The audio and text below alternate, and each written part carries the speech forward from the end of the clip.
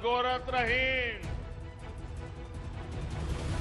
आप सभी का बहुत बहुत बधाई।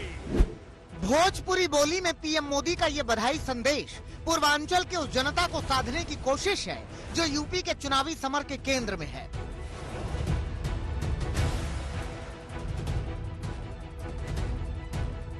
यूपी का विधानसभा चुनाव करीब आने के साथ ही सभी दलों ने सियासी अभियान तेज कर दिया है और सभी पार्टियों के फोकस में है पूर्वांचल, क्योंकि हर दल के नेता मान रहे हैं कि इस बार यूपी फतह करने के लिए पूर्वांचल में अपनी पार्टी का परचम फहराना जरूरी है और जीत के इस फॉर्मूले में फर्स्ट आने के लिए सत्ताधारी बीजेपी सबसे ज्यादा दमखम लगा रही है, जिसकी झलक पूर्वांचल एक्सप्रेसवे के उद्घाटन में भी दिखाई दी।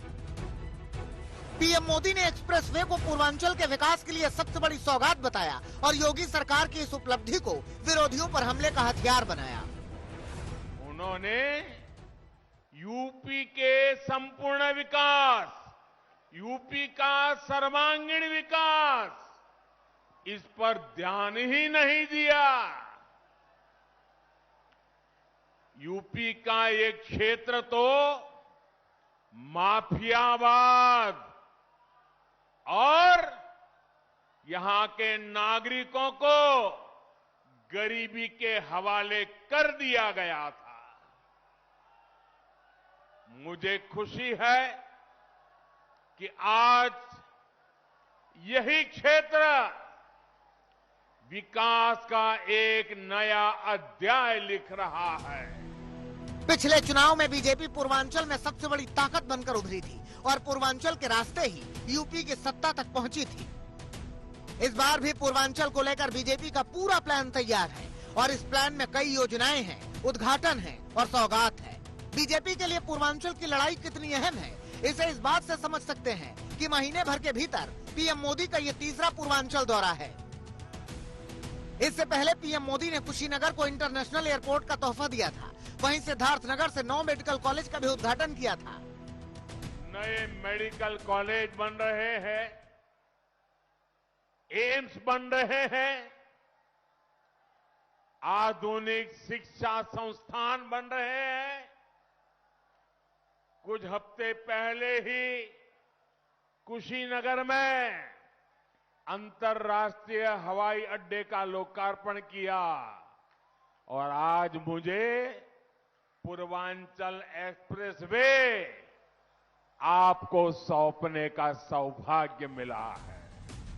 बताया ये भी जा रहा है कि यूपी चुनाव की तारीखों के ऐलान से पहले पूर्वांचल में पीएम मोदी की कई सभाओं की रूपरेखा तैयार की गई है। इन सभाओं के जरिए मोदी कई विकास योजनाओं की शुरुआत करेंगे, साथ ही सरकार की उपलब्धियां गिनाकर मिशन 2022 की जीत का रास्ता तैयार करेंगे। पीएम मोदी के साथ साथ आने वाले दिनों में बीजेपी के दिग्गज नेता भी पूर्वांचल के दौरे पर रहेंगे। हाल ही में गृह मंत्री अमित शाह ने वाराणसी, आजमगढ़ और बस्ती का दौरा किया था और अपने दौरे पर पिछली समाजवादी सरकार पर प्रहार किया था। अखिलेश राज पर बीजेपी के हमले का सिलसिला पीएम मोदी के दौरे में भी जारी रहा। भले ही पीएम मोदी ने अखिलेश का नाम नहीं लिया, लेकिन प्रहार बेहद तीखा रहा। योगी जी के आने से पहले वाली सरकार ने यूपी के लोगों के साथ नाइंसाफी की। जिस तरह उन सरकारों ने विकास में भेदभाव किया, जिस तरह सिर्फ अपने परिवार का हित साधा, यूपी के लोग ऐसा करने वालों को हमेशा हमेशा के लिए यूपी के विकास के रास्ते से हटा देंगे। उधर विरोधी पार्टियां बीजेपी की इस रणनीति की काट खोजने में जुटी हैं। अखिलेश बार बार पूर्वांचल के चक्कर लगा रहे हैं, रथ यात्रा के जरिए जीत का जोर लगा रहे हैं और योगी सरकार के विकास के दावों को झुठला रहे हैं। आजमगढ़ की जनता जानती है विकास किसने किया है। गोरखपुर की जनता इंतजार कर रही थी विकास का, लेकिन गोरखपुर में नाव से चलना पड़ रहा है। जिन नाव वालों ने बीजेपी को आगे बढ़ाया, उन नाव वालों का धोखा दिया बीजेपी ने। केवल गोरखपुर नहीं, उत्तर प्रदेश का विकास ठप किया इस सरकार ने।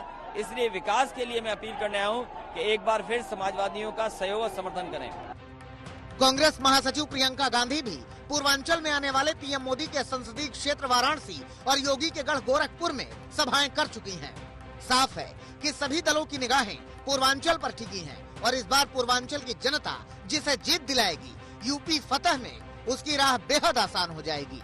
सुल्तानपुर में नेहा बाथम, अभिषेक मिश्रा और कुमार अभिषेक के साथ आज तक ब्यूरो।